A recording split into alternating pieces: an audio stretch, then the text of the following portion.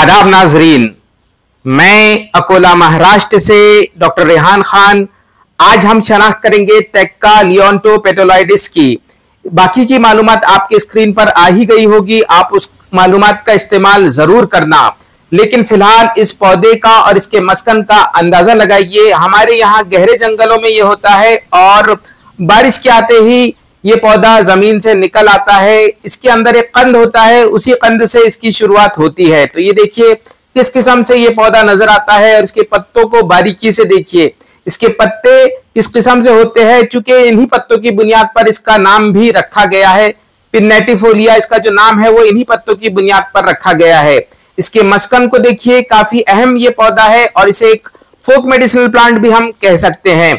इसके तने को भी बारीकी से देखिएगा, क्योंकि इसके तने में एक मंतकी पैगाम छुपा हुआ है, पोशीदा है। तो ये देखिए इसके पत्ते कुछ इस किस्म से नजर आते हैं। हालांकि मैं आपको इसके तमाम जो मराहिल हैं, तमाम जो हालतें हैं, उनका मुआयना वो मुशाहिदा करवाऊंगा, लेकिन फिलहाल आप इसके पत्तों को बारीकी से देखिए।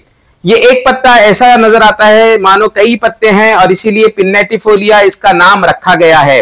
इसके पत्ते कुछ इस किस्म से नजर आते हैं। ये किसका पत्ता है और इसकी जसामत का, इसकी उसत का भी आप लोग अंदाजा लगाइए।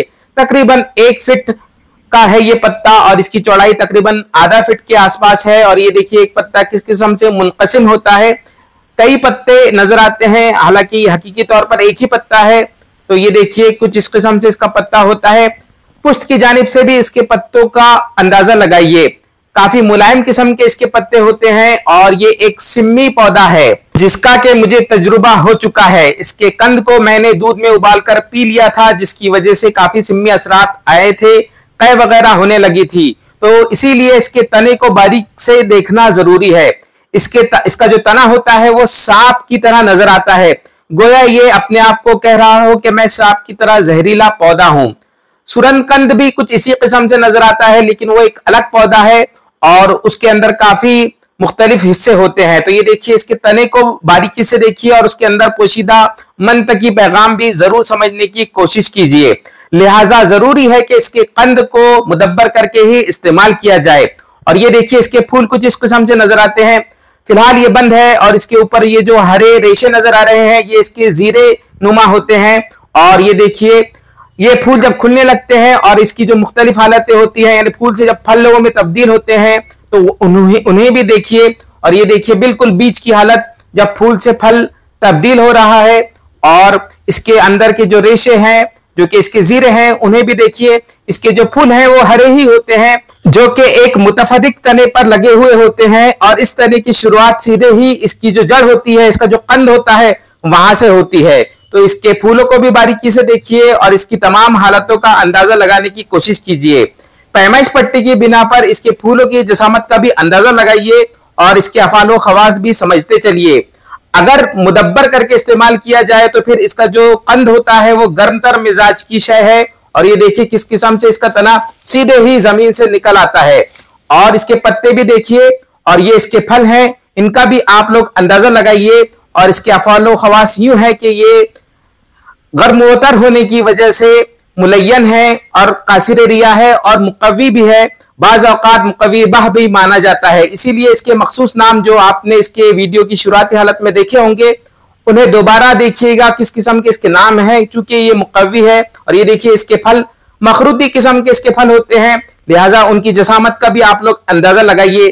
तकरीबन 2 सेंटीमीटर चौड़े और 3 सेंटीमीटर लंबे ये फल हैं और मखरूती शक्ल आपको इनमें नजर आएगी। और इनकी शुरुआत भी देखिए और बारीकी से तमाम हिस्सों का इसके अंदाजा लगाइए। हमारे यहाँ गहरे जंगलों में ही ये पाया जाता है, तो इसके मस्कन को भी देखिए। काफी खौफ होता है जब इसे अकेले मैं शूट करता हूं तब। तो ये देखिए इसका नया पौधा भी देखिए किस किस्म से शुरुआती बारिश में निकल आता है। तो ये है इसका नया पौधा और इसके बाकी के हिस्सों को भी देखिए। और ये देखिए इसके फलों का जो तराशा है वो लेने पर किस किस्म से इसके फल नजर आते हैं। इनमें एक लजूजत भी है, तो उसका भी आप लोग अंदाजा लगाइए, जो कि इस बात की दलील है कि इसके अंदर तरी है। और चूंकि ये एक सिम्मी दवा है, लिहाजा इसमें गर्मी है, इसी बिना पर इसका जो मिजाज है वो गर्मतर होता है और जरूरी है कि इसे मुदब्बर करके ही इस्तेमाल किया जाए। तो ये देखिए इसके बीज वगैरह और बाकी के हिस्से, और ये इसका कंद जिसकी की चौड़ाई तकरीबन 3 इंच की है। पैमाइश पट्टी मैंने रख दी है, चूंकि ये आलू के खानदान से ताल्लुक रखता है, लिहाजा इसका कंद बहुत ज्यादा जो है वो आलू से मुशाबिहत रखता है। तो ये देखिए किस किस्म से इसके कंद नजर आते हैं। इन्हें मुदब्बर करके यानी बार बार धोकर इसको गुसल देकर, यानी जिस तरह हम लक मकसूल इस्तेमाल करते हैं उसी तरह इसे गुसल देना होता है ताकि ये काबिल इस्तेमाल बन सके।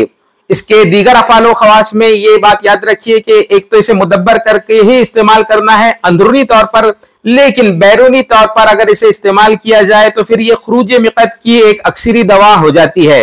जानवरों में भी इसका इस्तेमाल किया जाता है, गर्म तर मिजाज की सिम्मी दवा, इसे याद रखिएगा आप। और काफी अहम है ये, इसमें जो स्टार्च होता है वो भी काफी मुकव्वी होता है।